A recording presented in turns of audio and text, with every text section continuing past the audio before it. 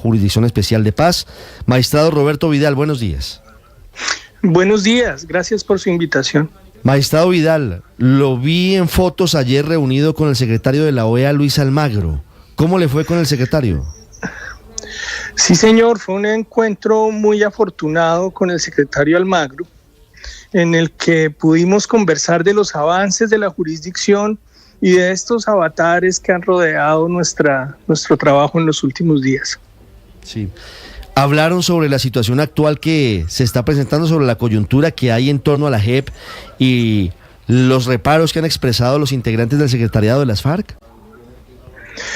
Sí, señor, tuvimos la ocasión de hablar de esos temas en el contexto de que el sistema interamericano bajo la OEA tiene unos mecanismos de protección de la independencia judicial en todo el continente.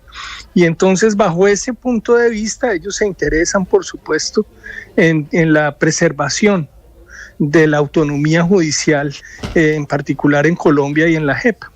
Sí, doctor Vidal, ustedes tuvieron la oportunidad de hablar de un punto que es no menor y que fue el centro, por no decir el corazón, magistrado, de la queja de los excombatientes de las FARC, responsabilizando a la JEP y a las decisiones de la JEP como uno de los principales motivos por los cuales están regresando a organizaciones al margen de la ley. Claro, tuvimos la ocasión de mirar estos contextos y de explicar cómo están transcurriendo tal vez en el momento de mayor desarrollo las actividades de la jurisdicción y estos debates políticos que rodean nuestro trabajo. Doctor Vidal, ya le confirmaron que se aplazó el encuentro previsto para mañana, que había sido convocado por Naciones Unidas para intentar llegar a algún consenso o analizar las divergencias o las inquietudes que expresan los antiguos miembros de las FARC frente a la JEP. Sí, claro, el director o el coordinador de la misión de verificación de Naciones Unidas bajo el Consejo de Seguridad, Carlos Ruiz, está haciendo muy buenos oficios, tratando de generar unas reuniones de concertación sobre el tema. Entiendo que está aplazada porque pues son agendas que no son fáciles de coordinar. Pero las FARC están dispuestas a asistir a las antiguas FARC estarían dispuestas a asistir a esa reunión. ¿Usted ha tenido algún tipo de información sobre esto? No, señor, no tengo información al respecto. Como le digo, eso lo está organizando la misión de verificación de Naciones Unidas. Sí. Doctor Vidal, ¿cuál sería la última consecuencia en el caso de que el antiguo secretariado se mantenga en rebelión frente a la JEP? ¿Qué les puede pasar? Mire, yo preferiría pensar que ellos se mantienen sometidos a la jurisdicción y cumpliendo sus condicionamientos como lo siguen haciendo hasta ahora. Ellos siguen observando sus obligaciones y en ese caso estamos de cara a las primeras sanciones propias, pero si ellos se apartaran de sus compromisos, pues está claro que perderían los beneficios que tienen bajo el acuerdo y bajo la Constitución. Sus casos volverían a la justicia ordinaria, donde se activarían los cientos de sentencias condenatorias que han tenido a lo largo de la historia. ¿Y usted prevé que eso pueda pasar o prefiere decir no, prefiero pensar lo contrario? Pues mire, yo confío en que eso no va a pasar. Creo que hay unas manifestaciones políticas de comunes, como un actor político que es, pero confiamos en que eso no afecte el curso normal de los procesos en la jurisdicción. Sí, magistrado Vidal, hablando de esa relación, de lo que está ocurriendo alrededor del antiguo secretariado de las FARC, hay una entrevista de Julián Gallo, que es congresista hoy del Partido Comunes, que lo voy a citar entre comillas, dice: como está actuando la JEP ya no tiene sentido de existir. Magistrado, quisiera su reflexión, su opinión alrededor de esa frase, entre otras cosas anunciando que le van a pedir al presidente Gustavo Petro un tribunal de cierre distinto a la JEP. Nosotros no vemos bajo la mejor luz y lo que le quiero decir es que el acuerdo de paz tenía como finalidad que la guerrilla más grande del país dejara las armas y se convirtiera en un actor político. Y yo creo que eso es lo que están haciendo ellos y en ese sentido el acuerdo es exitoso. Las FARC, que hace 10 años estaban en el monte, hoy son actores políticos que están en el Congreso, que generan debates, que hablan con el presidente, que le hablan a la opinión pública, y yo creo que hay que felicitar eso. Ahora, el debate que ellos están planteando, pues están en todo su derecho de hacerlo, hablarán con el presidente. Nosotros, por nuestra parte, como un tribunal y una alta corte, nos mantenemos dentro de los márgenes del derecho y cumpliendo las competencias que tenemos para investigar, juzgar y sancionar a las FARC, pero también a otros actores del conflicto armado. Doctor Vidal, ¿por qué a los antiguos integrantes del secretariado de las FARC les cuesta tanto trabajo reconocer delitos que son de la mayor gravedad, pero que no están vinculados, al menos en el imaginario inicial, a las actividades propias de una guerrilla? Le hablo, por ejemplo, de lo que ha venido descubriendo la JEP después: violencia sexual en el conflicto, reclutamiento de niños en el conflicto y otros. Los aportes que ha hecho la JEP a la verdad sobre el desarrollo del conflicto son inmensos, en el sentido en que creo que el país, y no solo las FARC, todo el país está siendo confrontado con dimensiones del conflicto que nosotros habíamos omitido.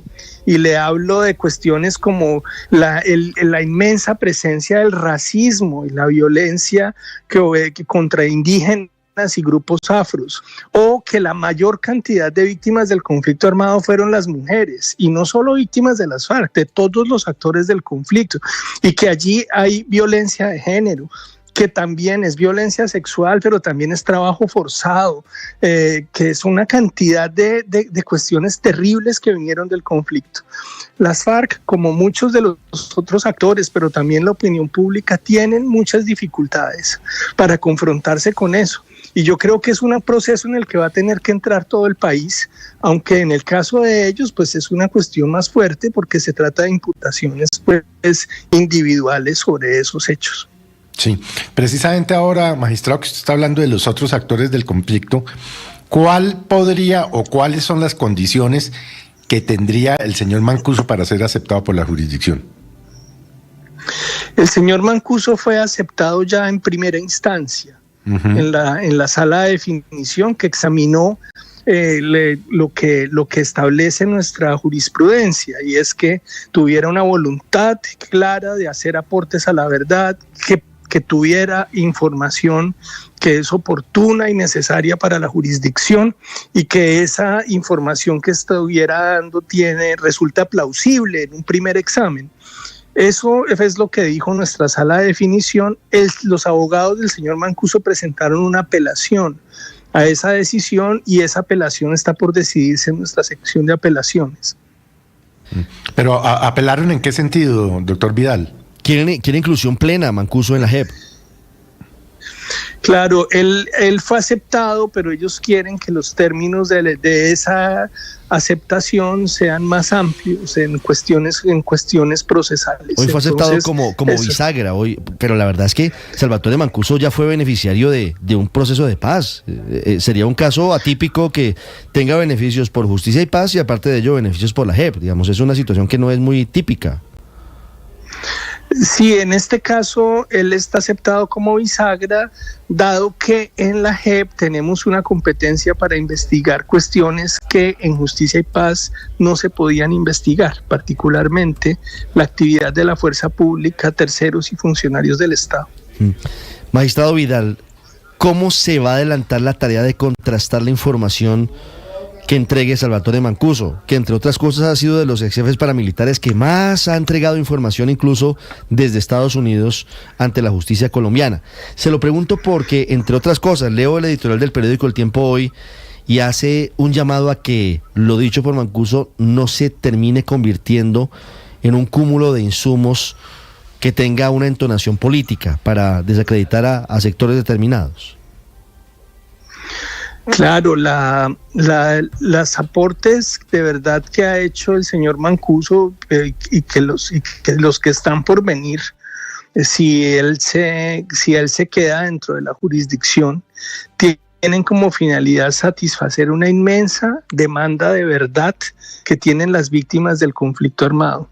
A pesar de que llevamos 17 años de investigación por parte de Justicia y Paz, 3 sentencias condenatorias de alto calado, unas sentencias muy, muy profundas y 50 imputaciones que tienen ellos, las competencias, les reitero, nuevas de la JEP para investigar cuestiones que no se habían podido investigar antes, ameritan recibir esos información del señor Mancuso, que por supuesto, como en toda actividad judicial, se reciben dentro de una contrastación estricta de fuentes. Nunca un testimonio, en ningún caso en la actividad judicial, se le da una credibilidad como testimonio único y simplemente está siendo contrastado con unas bases de información muy completas que hoy se han integrado en el país. Claro que sí, de una manera muy crítica se recibe esa información. 909 es Roberto Vidal, presidente de la JEP, desde Washington con nosotros. Doctor Vidal, quisiera hacerle una última pregunta sobre una idea que ha empezado a rondar y que han incluso apoyado públicamente los antiguos miembros de las FARC, hablando de una amnistía lo más amplia posible, de una ley de punto final, de un tribunal de cierre, que se puede sumar a lo que planteó el presidente Petro en algún momento como el perdón social. Hoy, en general, en genérico, ¿en Colombia podría tramitarse una amnistía lo más amplia posible? Pues claro que sí, el gobierno y el Congreso tienen la competencia para diseñar la arquitectura de la paz y las instituciones que consideren que sean necesarias, que como ellos las quieran llamar. Esos diseños tienen unos marcos y unas limitaciones. Primero, la constitución política, pero particularmente el derecho internacional, en el que se protegen los derechos de las víctimas a través de la prohibición de una amnistía simplemente general. El derecho internacional permite la amnistía más amplia posible, pero lo que es posible es aquello que es amnistiable. Lo que no se puede amnistiar son los crímenes internacionales, y esa es la razón de la existencia de los tribunales de justicia y paz. Investigar, juzgar y sancionar esos crímenes, que es una obligación ineludible del Estado colombiano respecto del derecho internacional. Las 9:11, doctor Vidal, muchas gracias. A ustedes muchas gracias, feliz día. Estás escuchando Blue Radio.